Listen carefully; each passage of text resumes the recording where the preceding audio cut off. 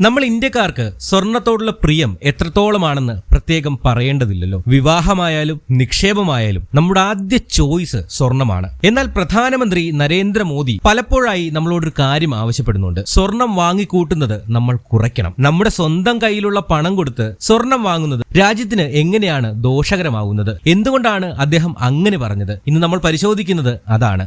ഒപ്പം ഈ മാറ്റങ്ങൾ വിപണിയെ എങ്ങനെ ബാധിച്ചുവെന്നും ഇനി സ്വർണം വാങ്ങിയാൽ ലാഭമാകുമോ എന്നും നമുക്ക് നോക്കാം. എന്തുകൊണ്ടാണ് ഭൗതികമായി സ്വർണം വാങ്ങുന്നത് കുറയ്ക്കാൻ സർക്കാർ ആവശ്യപ്പെട്ടത്? അതിന് പിന്നിലെ പ്രധാന കാരണം നമ്മുടെ സമ്പദ് വ്യവസ്ഥയാണ്. ഇന്ത്യ സ്വർണം ഉൽപ്പാദിപ്പിക്കുന്ന ഒരു രാജ്യമല്ല. അതുകൊണ്ട് തന്നെ നമുക്ക് ആവശ്യമായ സ്വർണത്തിന്റെ ഏതാണ്ട് മുഴുവൻ ഭാഗവും നമ്മൾ വിദേശ രാജ്യങ്ങളിൽ നിന്നും ഇറക്കുമതി ചെയ്യുകയാണ്.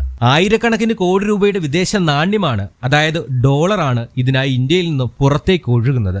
ഇത് രാജ്യത്തിന്റെ കറണ്ട് അക്കൗണ്ട് ഡെഫിസിറ്റ് അഥവാ വ്യാപാര കമ്മി വലിയ തോതിൽ വർദ്ധിപ്പിക്കുകയും നമ്മുടെ രൂപയുടെ മൂല്യം ഇടിയാൻ കാരണമാവുകയും ചെയ്യുന്നു. മറ്റൊരു പ്രധാനപ്പെട്ട കാര്യം, നമ്മൾ വാങ്ങി ലോക്കറിലോ അലമാരയിലോ വെക്കുന്ന സ്വർണം ഒരു നിഷ്ക്രിയ നിക്ഷേപമാണ്, അതായത് ഒരു ഡെറ്റ് ഇൻവെസ്റ്റ്മെന്റ് ആണ്. ആ പണം ബാങ്കുകളിലോ മറ്റു വ്യവസായങ്ങളിലോ എത്തിയാൽ അത് രാജ്യത്തിന്റെ വികസനത്തിന് ഉപയോഗിക്കാൻ സാധിക്കും. പണം വിപണിയിൽ കറങ്ങണം. എന്നാൽ സ്വർണമായത് പെട്ടിയിലിരിക്കുമ്പോൾ രാജ്യത്തിന്റെ സാമ്പത്തിക വളർച്ചയ്ക്ക് യാതൊരു സംഭാവനയും അത് നൽകുന്നില്ല എന്നുള്ളതാണ് വാസ്തവം. സ്വർണം വാങ്ങരുത് എന്ന് പറയുമ്പോൾ നമ്മുടെ നിക്ഷേപശീലങ്ങൾ ഇല്ലാതാക്കുകയല്ല സർക്കാർ ചെയ്തത്. പകരം രാജ്യത്തിന് കൂടി ഉപകാരപ്പെടുന്ന പുതിയൊരു മാർഗം കൊണ്ടുവന്നു. അതാണ് സോവറിൻ ഗോൾഡ് ബോണ്ടുകൾ. സ്വർണം ഭൗതികമായി വാങ്ങാതെ കേന്ദ്ര സർക്കാരിന് വേണ്ടി റിസർവ് ബാങ്കുകൾ പുറത്തിറക്കുന്ന പേപ്പർ അല്ലെങ്കിൽ ഡിജിറ്റൽ ബോണ്ടുകൾ നിക്ഷേപിക്കാനുള്ള അവസരം ഇപ്പോൾ ഉണ്ട്. ഈ ആഹ്വാനങ്ങളും പദ്ധതികളും വിപണിയിൽ വലിയൊരു മാറ്റമാണ് ഉണ്ടാക്കിയത്. സ്വർണത്തെ വെറും ഒരു ആഭരണമായി കണ്ടിരുന്ന വലിയൊരു വിഭാഗം ആളുകൾ അതിനെ ഒരു യഥാർത്ഥ നിക്ഷേപമായി കാണാൻ തുടങ്ങി. ഡിജിറ്റൽ ഗോൾഡിനും ഗോൾഡ് ബോണ്ടുകൾക്കും വലിയ സ്വീകാര്യതയാണ് ഇന്ന് ഇന്ത്യയിൽ ലഭിക്കുന്നത്. ഇതുവഴി സ്വർണത്തിന്റെ ഇറക്കുമതി കുറയ്ക്കുവാനും അതുവഴി രാജ്യത്തിന്റെ പണം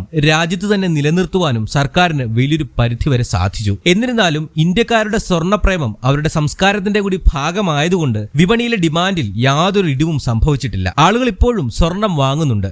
എന്നാൽ നിക്ഷേപ രീതികൾ കുറച്ചുകൂടി സ്മാർട്ടായി എന്ന് മാത്രം. ഇനി എല്ലാവരുടെയും മനസ്സിലുള്ള ഒരു ചോദ്യം ഇതാണ്: ഇപ്പോൾ സ്വർണം വാങ്ങിയാൽ ഭാവിയിൽ വില കൂടുമോ? തീർച്ചയായും കൂടുമെന്നതാണ് സാമ്പത്തിക വിദഗ്ധരും ചരിത്രവും പറയുന്നത്. ലോകത്തിൽ എന്ത് പ്രതിസന്ധി ഉണ്ടായാലും, അത് യുദ്ധമായാലും സാമ്പത്തിക മാന്ദ്യമായാലും, നിക്ഷേപകർ ലോകമെമ്പാടും ഓടിയെത്തുന്നത് സ്വർണത്തിലേക്കാണ്. സ്വർണം എപ്പോഴും ഒരു സേഫ് ഹെവനാണ്, അഥവാ സുരക്ഷിതമായ നിക്ഷേപമാണ്. പണപ്പെരുപ്പം കൂടുമ്പോഴും ഡോളറിന്റെ മൂല്യം കുറയുമ്പോഴും സ്വർണ്ണവില ഉയരും. ദീർഘകാലാടിസ്ഥാനത്തിൽ സ്വർണം എപ്പോഴും മികച്ച ലാഭം തരുന്ന ഒന്നാണ്. അതുകൊണ്ട് തന്നെ നിക്ഷേപം മാത്രമാണ് നിങ്ങളുടെ ലക്ഷ്യമെങ്കിൽ ഇനി മുതൽ സ്വർണം കടയിൽ പോയി ആഭരണമായോ ബിസ്ക്കറ്റായോ വാങ്ങുന്നതിന് പകരം ഗോൾഡ് ബോണ്ടുകളായോ ഡിജിറ്റൽ സ്വർണമായോ വാങ്ങാൻ ശ്രമിക്കുക. അത് പണിക്കൂലി വഴിയുള്ള നഷ്ടം ഇല്ലാതാക്കുമെന്ന് മാത്രമല്ല, കൃത്യമായിട്ടുള്ള പലിശയും ലാഭവും നമുക്ക് നൽകുന്നതാണ്. അതിലുപരി അത് നമ്മുടെ രാജ്യത്തിന്റെ സാമ്പത്തിക ഭദ്രതയ്ക്ക് നിങ്ങൾ നൽകുന്ന വലിയൊരു സംഭാവന കൂടിയായിരിക്കും. നമ്മൾ വളരുന്നതിനൊപ്പം നമ്മുടെ രാജ്യവും വളരട്ടെ. അതുപോലെ തന്നെ നിങ്ങൾക്കൊരു ഡിജിറ്റൽ ഗോൾഡ് വാങ്ങുക എന്ന് പറയുന്നത് ഇന്നത്തെ കാലത്ത്